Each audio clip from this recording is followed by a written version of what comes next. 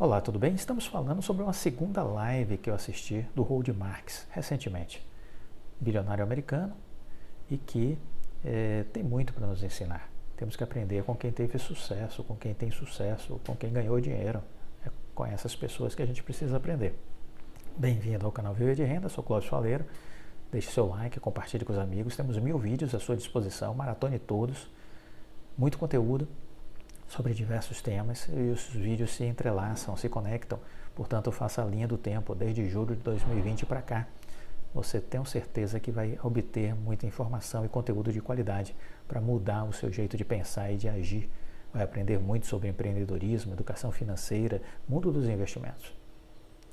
Muito bem, estamos falando sobre o Howard Marks, uma live recente que ele fez e ele está exatamente refletindo um pouco, nos ajudando a refletir também sobre os desafios de 2022. O que fazer com relação aos nossos investimentos no ano que vem. E aí ele dizia, olha, nós temos atualmente nos Estados Unidos e em boa parte do mundo as menores taxas de juros da história do mundo civilizado. E isso, óbvio, tem um fortíssimo papel nos preços dos ativos. Quanto mais altas as taxas de juros, menor o valor de algo e vice-versa. O preço sobre o lucro de qualquer ação do Standard Poor's 500 está entre 20 e 21 vezes. Está entre 20 e 21 vezes. A média histórica é de 16 vezes. Está alto, portanto, mas não alto demais. Em 2001 ou em 2000, me recordo, que a relação chegou a 32 vezes. Então hoje temos 21. É alto, mas não muito alto. E a composição do S&P 500 também mudou nesses últimos anos. Tem mais empresas de tecnologia e elas naturalmente têm um preço sobre o lucro maior. São múltiplos maiores. Não é surpresa, portanto, que o PL esteja acima das médias históricas. Há um racional por trás disso. Está alto, mas não é um absurdo. E se não é um absurdo, eu descarto a possibilidade da existência neste momento no mercado de bolhas, que algumas pessoas de vez em quando falam a respeito disso. No mercado de ações eu não enxergo a existência de bolhas neste momento. Porque elas existem, as bolhas, quando nós temos um absurdo. Aí sim, conseguimos identificar as bolhas. Mas nós não estamos tendo bolhas no mercado de ações. As bolhas são expansões irracionais e atualmente há racionalidade nos preços. Podemos achar que eles estão altos, mas há racionalidade nos preços. Há sentido por trás do que estamos vivendo. Quando as taxas de juros subirem, os preços vão baixar. Quando as taxas de juros subirem, os preços vão baixar. Dito isto, o que é mais importante? Perguntou Howard Marks. Ser um investidor, investir desde cedo, o quanto puder, o tempo todo, no longo prazo. É isso. O mercado costuma crescer, em média, 9% ao ano, quando eu olho para os Estados Unidos. Em 90 anos, isso aconteceu. Em 90 anos, o mercado cresceu anualmente 9% ao ano. Então, no longo prazo, isso vai continuar acontecendo. O mercado vai continuar subindo. Ficar de fora do mercado, ao meu ver, é abrir mão de oportunidades. Invista no longo prazo e aceite que haverá queda no caminho. De vez em quando acontece. Aceitar isso? Aceite isso. Não há como evitar as correções. Ninguém, veja bem, ninguém é inteligente o suficiente para saber a hora de sair e a hora de voltar. Ninguém vai fazer isso na hora certa, no tempo certo. Temos que conviver com isso. Não adianta ficar querendo vencer as variantes do mercado. O mercado cresce em 7 de 8 anos, em 9 em 10 anos, quase sempre. Existem correções ocasionais, às vezes correções fortes, há movimentos descendentes, e este sobe, desce, sobe de novo, desce, sobe de novo, é normal. E isso vai seguir evoluindo numa trajetória para o alto. Por isso que eu digo que investir é longo prazo. Ignore a volatilidade de curto prazo. Fique firme, fique firme. No longo prazo, o resultado será bom. As pessoas ficam olhando todos os dias para o home broker, lendo as notícias nos jornais. Isso faz mal. E aí elas acabam não resistindo, não conseguem digerir essa volatilidade do curto prazo. Então, o que eu poderia dizer para vocês? Esqueçam o curto prazo, esqueçam. No pior cenário, aqui nos Estados Unidos, a bolsa sobe 7% ao ano. Isso quer dizer que se a gente tiver essa média de 7% ao ano, o valor investido dobra a cada 10 anos. Isso é muito bom.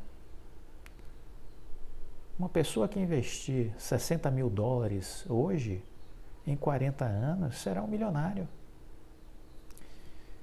Invista o seu dinheiro e deixe lá quieto. Não faça bobagem. Use o tempo a seu favor. Quanto mais cedo você começar a investir, melhor. Faça isso com seus filhos. Logo quando eles nascerem. É a melhor coisa que nós podemos fazer. Quanto mais cedo você começar a investir, mais cedo terá sua independência financeira. O mercado move-se pelo medo e pela ganância. O mercado move-se pelo medo e pela ganância. O investidor tem medo de não investir e deixar uma oportunidade passar. Mas ele também tem medo de investir e ver seu dinheiro desvalorizar.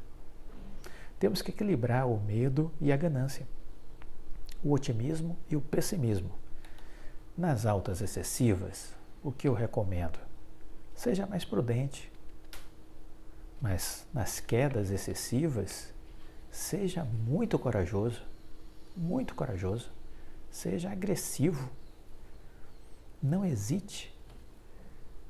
Quando estivermos no meio, ou seja, numa zona de preços justos, equilibre este comportamento.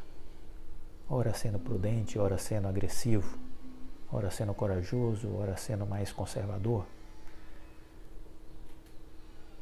Eu procuro desencorajar, em se tratando de investimentos, a hiperatividade. Eu costumo recomendar muitas vezes o seguinte: não faça nada. Fique aí parado. Não se mexa. E aí, ele falou um pouco sobre o mundo cripto. Ele disse, olha, em 2017 eu fui muito ácido com o universo cripto. De lá para cá, meu filho e outras pessoas que eu conheço começaram a me trazer mais informações e eu comecei a estudar mais e aprender mais sobre esse novo mundo. De forma muito sucinta, eu queria dizer o seguinte, que há coisas que fazem sentido e muitas outras que não fazem absolutamente sentido. O excesso de dinheiro despejado nas economias cria distorções. Esteja aberto ao novo. Aprenda com os mais jovens também. Tenha esse espírito de desprendimento. Não importa que você seja mais velho. Aprenda com pessoas mais jovens. Elas também têm a nos ensinar. Com relação a 2022, eu quero concluir dizendo o seguinte. Lembre-se sempre que onde você ganha mais? Onde você ganha mais? Fazendo o que ninguém quer fazer. Você ganha mais fazendo o que ninguém quer fazer. O que ninguém está fazendo. é exatamente neste território que você ganha mais, que você tem mais oportunidades de valorização, de crescimento. Ou seja, quando você se afasta dos consensos que puxam a valorização de investimentos para um resultado muito pequeno, os consensos puxam os resultados de investimentos para um resultado muito pequeno. Quanto mais longe destes consensos, da multidão, maiores são as chances de você ter performances expressivas, exponenciais, relevantes. Mas aí é fundamental saber fazer boas escolhas. Boas escolhas. Apenas isso vai fazer você realmente conseguir atingir o seu propósito, né? Bom, eu tinha dito no vídeo anterior que tinha um comentário para fazer sobre a Oi, porque a Oi ela tinha anunciado na Black Friday um pacote especial. Ela estava dobrando a sua capacidade de entrega de conectividade, 400 MB, né? Ele estava vendendo, estava dobrando o seu pacote de 200 MB de R$ 99,99, R$ 100, estava oferecendo na Black Friday 400 MB pelo mesmo valor, né? E aí o que aconteceu? Ela manteve este pacote da Black Friday até o fim do ano, está mantido em todo o Brasil. Mas ela também está fazendo algo mais. Ela acaba de anunciar que ela está fazendo um ajuste nos seus pacotes e a Oi Fibra ela diminuiu o preço da internet do pacote de 400 megabytes e está lançando um plano também de 500 megabytes. Então isso foi divulgado agora recente pela Oi. A Oi ela modificou o portfólio da Oi Fibra após a Black Friday. A operadora ela não mexeu no seu pacote básico, que é aquele que eu citei de 200 MB, que amplia para 400 MB pelo mesmo valor. Isso está mantido até o fim de ano. Mas ela também criou um novo plano de 500 MB. A companhia deixou de exibir o serviço de 1 GB por segundo no site, mas aí ainda é possível contratar a banda larga de 1 GB. Independente da região, todos os planos da Oi Fibra incluem uma linha de telefone fixo com ligações limitadas para qualquer número, além do acesso ao Oi Play, com alguns canais ao vivo. Na maior parte da cidade, os planos que estão sendo oferecidos é o de 200 megas que você está recebendo até o fim do ano em dobro, 400 megas durante 12 meses, pagando apenas R$ 99,90. Esse é um pacote que existe aí. Existe um pacote de 500 mega que você paga durante 12 meses R$ 129,90. Então são os dois pacotes que eles estão oferecendo, né? Então estejamos aí de olho, porque são promoções e são oportunidades. Se você contratou os planos da Black Friday ou desses planos novos de 500 MB, comenta aqui para que a gente possa ter uma ideia do seu nível de satisfação com a Oi Fibra, né? Eu não tenho Oi Fibra ainda, eu implantei aqui em casa a TIM, que é a única que atendeu aqui a minha demanda nesse momento, mas estou muito satisfeito. A fibra ótica é outra realidade. Eu tinha internet de cabo coaxial da Claro, né? Era um negócio horroroso. E hoje eu estou com um Porsche, antes eu estava com um Fusquinha. Então mudou muito, muito. Então você que está adquirindo a fibra, comenta aí seu nível de satisfação, né? Bom, então essa era uma notícia que eu queria, na verdade, compartilhar com vocês e ouvir um pouco de vocês com relação a essa expectativa com relação à qualidade da fibra ótica, se vocês já estão testando a fibra ótica da Oi ou de outra operadora e como se sente com a entrega que a fibra ótica lhe proporciona em termos de velocidade, de qualidade, de estabilidade. Comenta aqui, por favor. Bom, nessa reta final do vídeo, eu quero falar um pouco sobre o Magazine Luiza agora. E o que é que eu queria dizer sobre o Magalu? Bom, a Magazine Luiza, ela tem... Opa, desculpa, bati a mão aqui. A Magazine Luiza, ela tem como estratégia, né, desde 2015, ela tem como estratégia crescer e se transformar. Essa foi a estratégia da Magazine Luiza, crescer e se transformar. Muito bem, isso foi feito com absoluto êxito, com absoluto sucesso. A Magazine Luiza conseguiu esse intuito de crescer e de se transformar. Ela era uma empresa de varejo e passou a se transformar numa empresa de tecnologia. Passou para uma transformação digital muito profunda. Ela enfrentou alguns cenários difíceis nesse tempo e continua enfrentando, porque a vida é isso, é sempre enfrentando desafios. Temos que entender isso, que a vida está sempre nos exigindo superar desafios. A Magazine Luiza é a mesma coisa. Ela tem hoje como desafios principais, se eu poderia destacar, o aumento da competitividade, em especial com a chegada de players e aumento da presença de players estrangeiros no nosso país.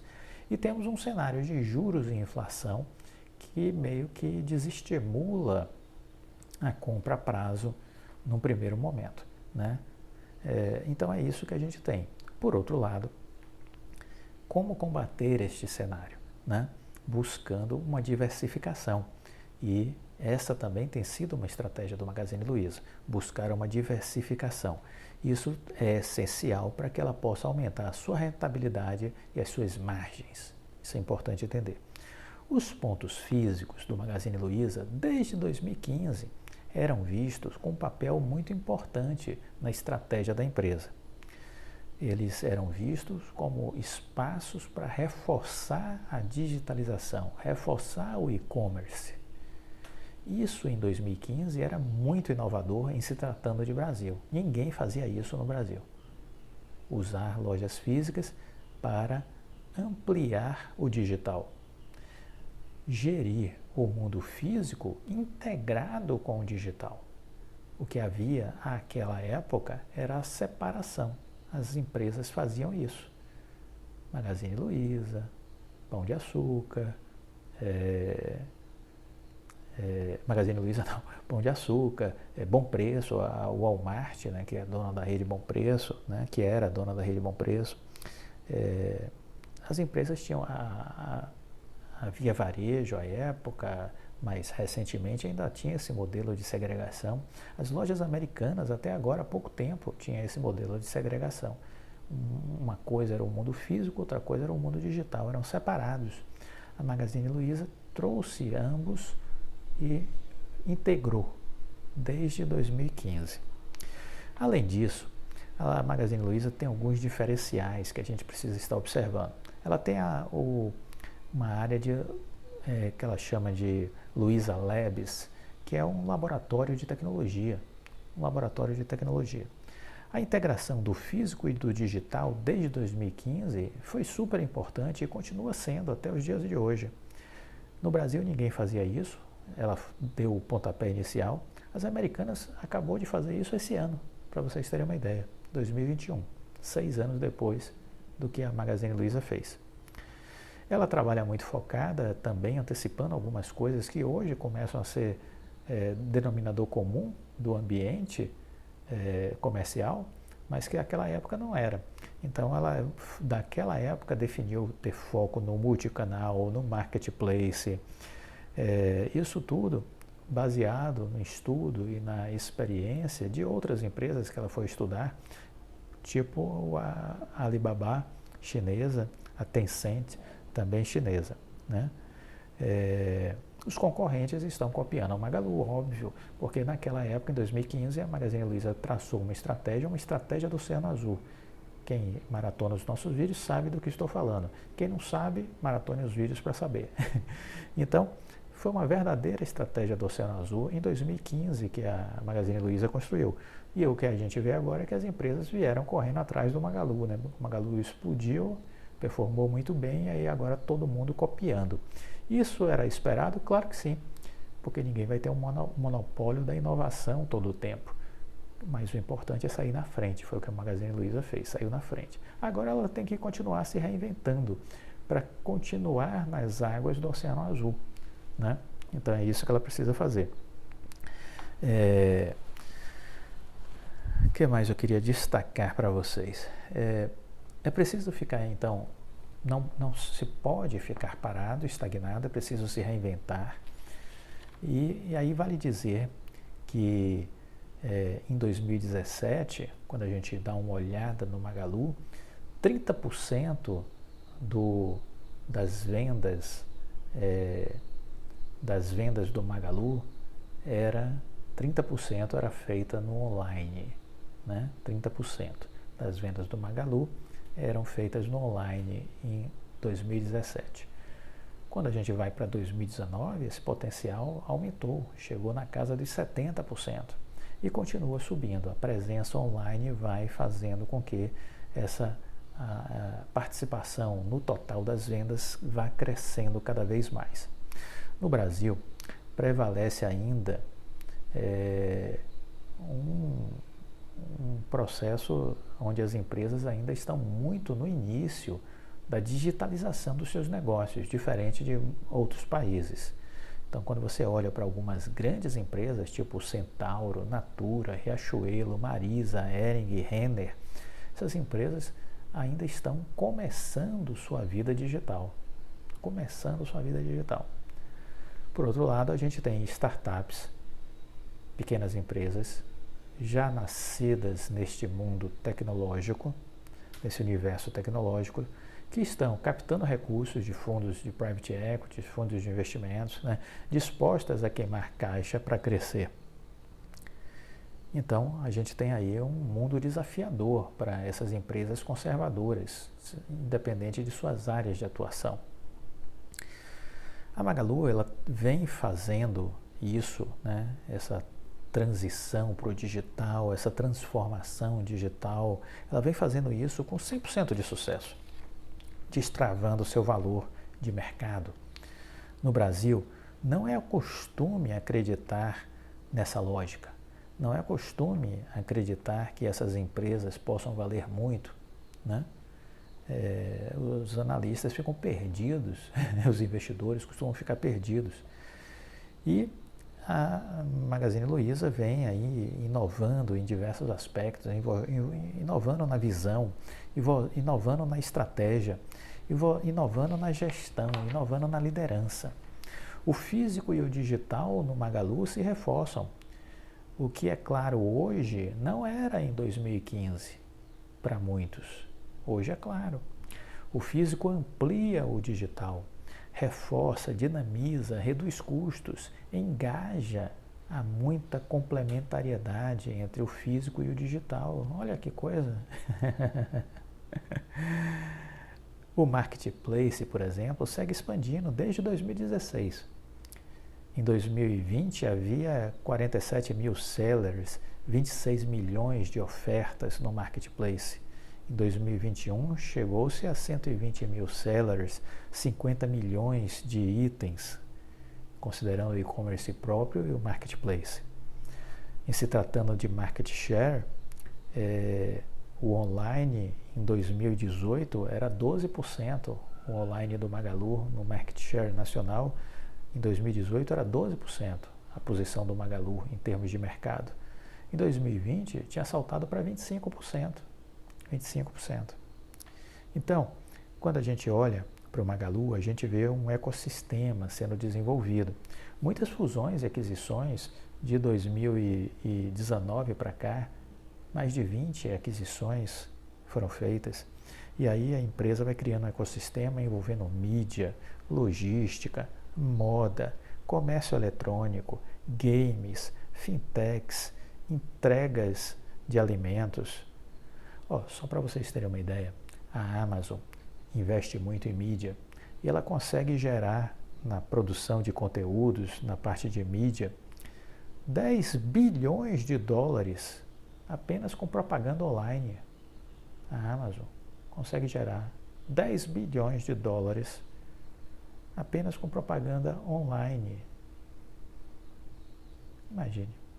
Então há muito potencial de coisas que a Magazine Luiza está envolvida, mas de coisas que ainda vão demorar um certo tempo para serem, vamos dizer assim, digeridas, percebidas. Mas a empresa continua fazendo o que sempre fez, continua fazendo o seu trabalho, continua ajustando as coisas, continua buscando o seu crescimento. Com uma boa administração, o CEO da empresa continuou o mesmo, mais maduro, né? E seguindo a sua estratégia. Portanto, nesse sentido, quando eu olho e vejo essa queda que o Magazine Luiza teve, né, isso me fez me motivar a voltar a fazer uma posição na empresa recentemente. Porque uma queda aí que teve aí de 70 e tantos por cento, quase 80%, ao meu ver, não faz o menor sentido, é uma coisa convidativa, eu não pude ficar de fora. Olhando para o que aconteceu para o Magalu e olhando o cenário do varejo brasileiro, a gente vê que as outras empresas também foram muito penalizadas esse ano. A Via tinha caído aí na casa de 66%, 68%. As lojas americanas também na faixa de 62%, 65%. Então, não foi nada de surreal que aconteceu com o Magalu, está dentro de um contexto, né? Está dentro de um contexto. Mas, diante disso, eu não consegui ficar de fora. Então, voltei a fazer uma posição. Por quê? Porque eu estudo a empresa, eu acompanho a empresa, mesmo quando eu não tenho ela em carteira, eu continuo estudando, ela está sempre no meu radar. E aí, quando chega num preço que eu julgo que é excepcional, eu decidi voltar, né? Decidi voltar. Porque ela estava aí na faixa dos R$ 27,50, né, no início de 2021 e chegou à região aí dos R$ 6. Então, para mim, caiu até um pouco mais, acho que chegou a 5,80. Então, para mim, não tinha como ficar de fora. E foi isso que eu decidi, em função de um pouco disso tudo que eu falei aqui para vocês, que eu vejo, que eu entendo na lógica da empresa, na sua dinâmica e no seu futuro, no que eu enxergo para o seu futuro. Né? Lembremos que a empresa tem 9,1 bilhões de reais em caixa. 9,1 bilhões de reais em caixa. Né? Esse dinheiro permite ela atravessar momentos mais turbulentos, permite ela continuar crescendo de forma orgânica ou por aquisições também. Estudem as empresas, esse é o conselho que eu tenho para dar para vocês. Né?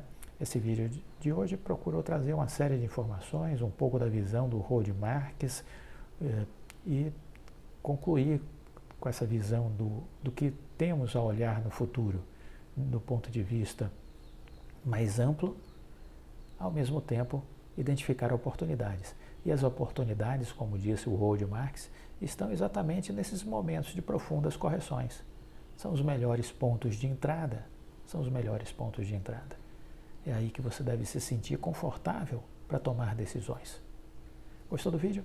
Deixa o like, compartilhe com os amigos. Fique com Deus e até a próxima. Tchau.